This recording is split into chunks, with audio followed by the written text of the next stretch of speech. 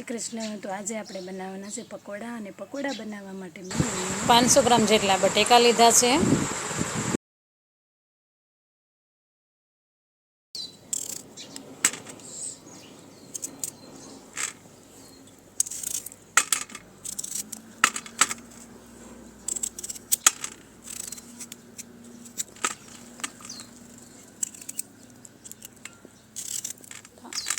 આ બટેકાને આપણે બાફા રાખી દઈશું.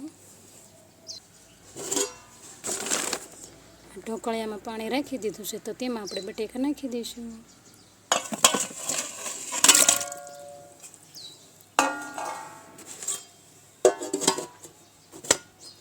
આ બટેકાને હવે આપણે બફાવા દઈશું.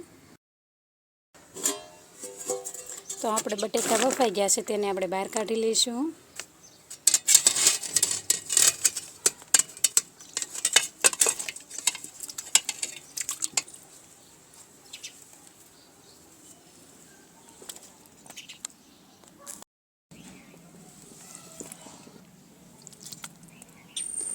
આ બટેકાને આપણે ફોલી લેવાના છે.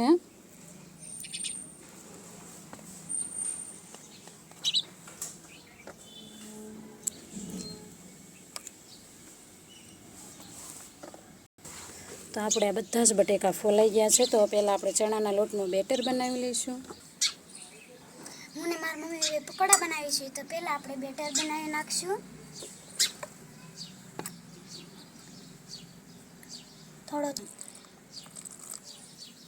થોડું પાણી નાખતા જઈશું ને બેટર બનાવતા રહીશું.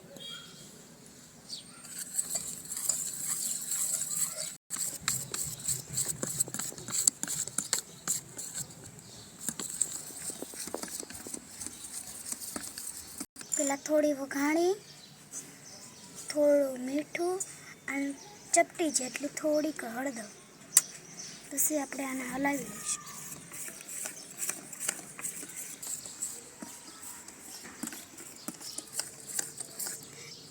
તો હવે આપણું બેટર તૈયાર થઈ ગયું છે. પહેલાં આપણે તીખાના નાખીને એને ખાંડી લઈશું.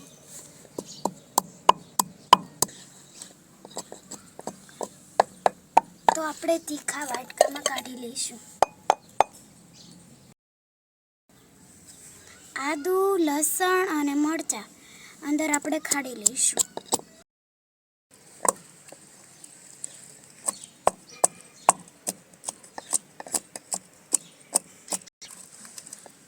તો આ ખંડાઈ ગયું છે, એટલે આને આપણે કાઢી લઈશું.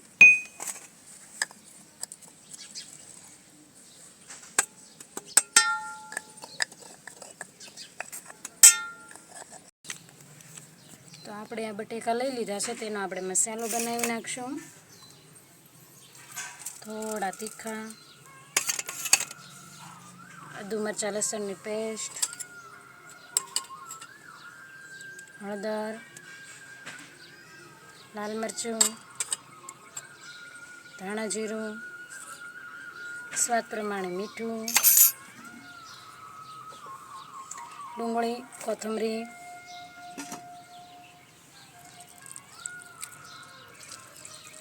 લીંબુનો રસ, થોડી ખાંડ. આ બધું આપણે સરસ રીતે મિક્સ કરી લઈશું.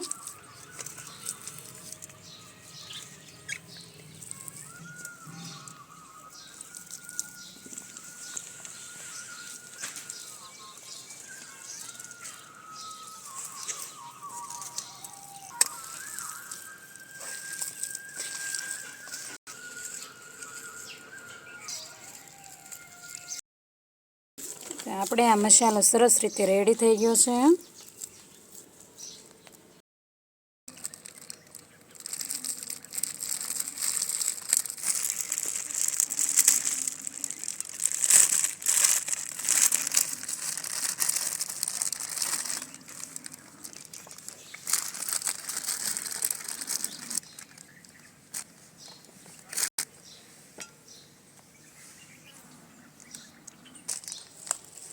તો આપણે આવી જ રીતના બધી જ બ્રેડ ભરી લેવાની છે. જો તમે ઈચ્છો તો ચટણી પણ લગાવી શકો છો.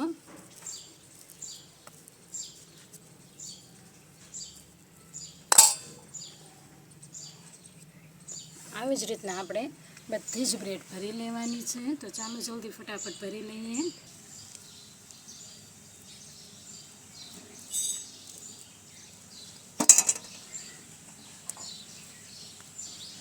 તો આપણે બધી જ બ્રેડ ભરી લીધી છે. આપણે ચૂલો સળગાવી દીધો છે. તો તેમાં આપણે તેલ ગરમ થવા રાખી દઈશું. તેલને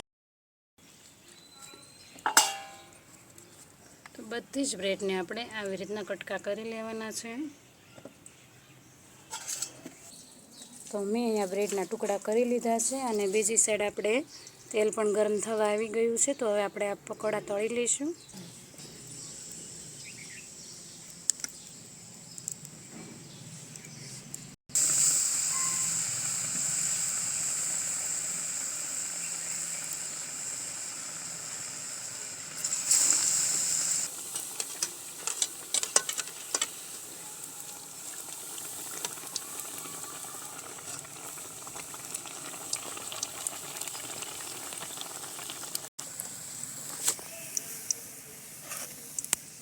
તેલ બહુ આવી ગયું છે.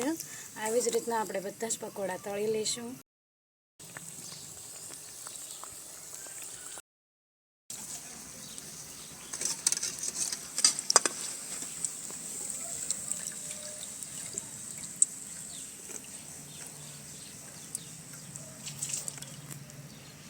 તો આપણે બધા જ પકોડા તળાઈ ગયા છે.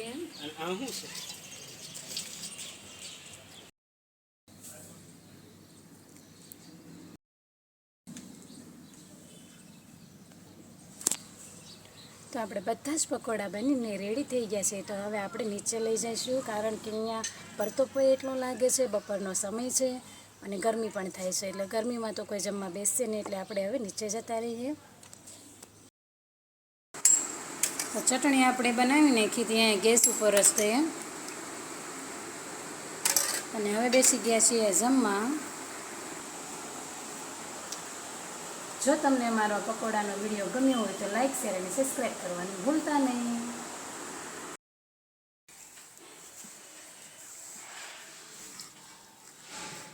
પકોડા મસ્ત બનાવશે. તમારે ખાવા હોય તો આવજો.